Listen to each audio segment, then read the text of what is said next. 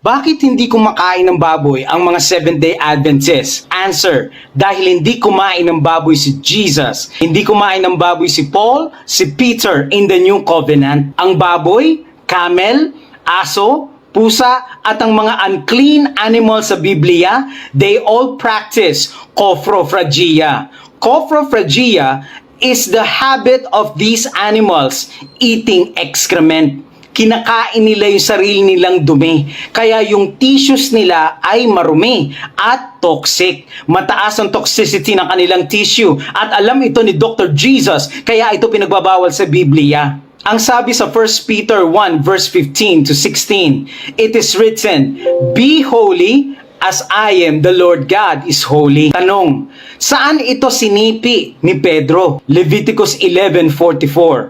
Ang Leviticus 11, tungkol ito sa mga malilinis at maruruming mga hayop.